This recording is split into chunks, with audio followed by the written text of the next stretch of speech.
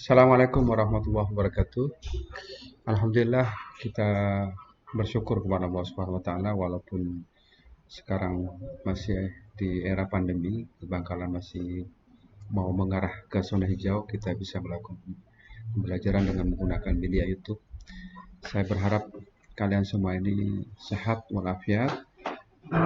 Saya, kamu, keluarga kamu, atas pertolongan Allah bisa terhindar dari pandemi virus corona ini.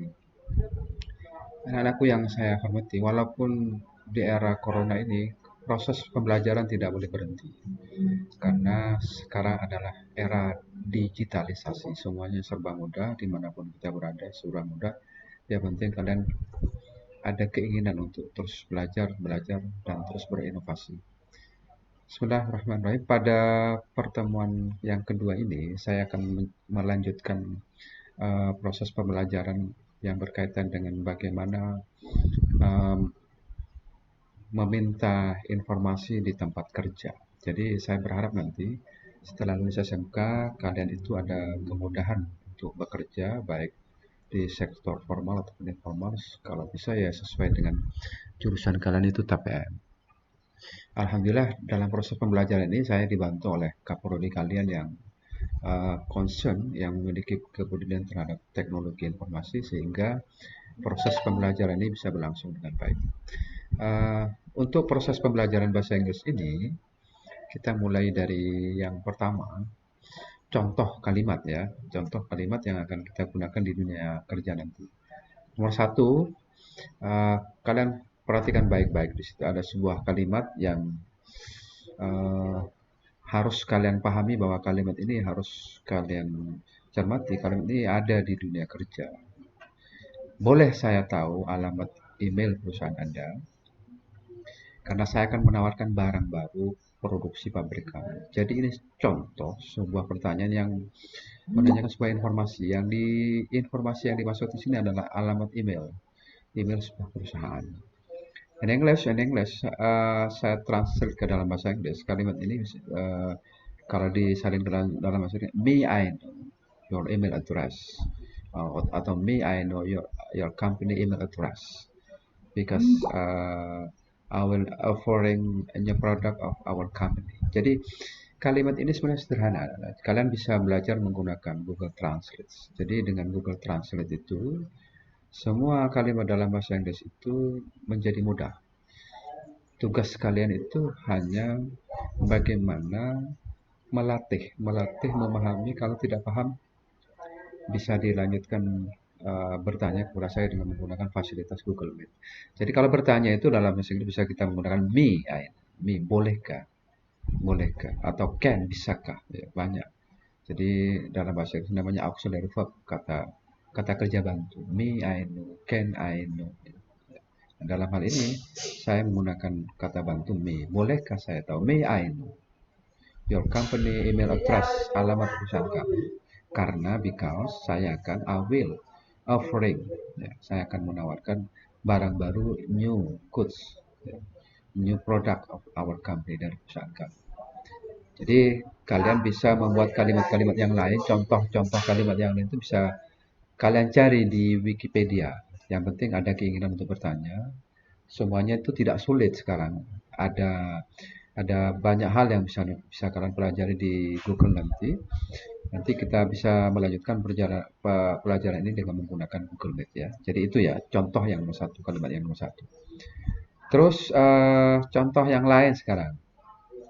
The second sentence number one ya. Di mana alamat konsultan perusahaan listrik? Where is?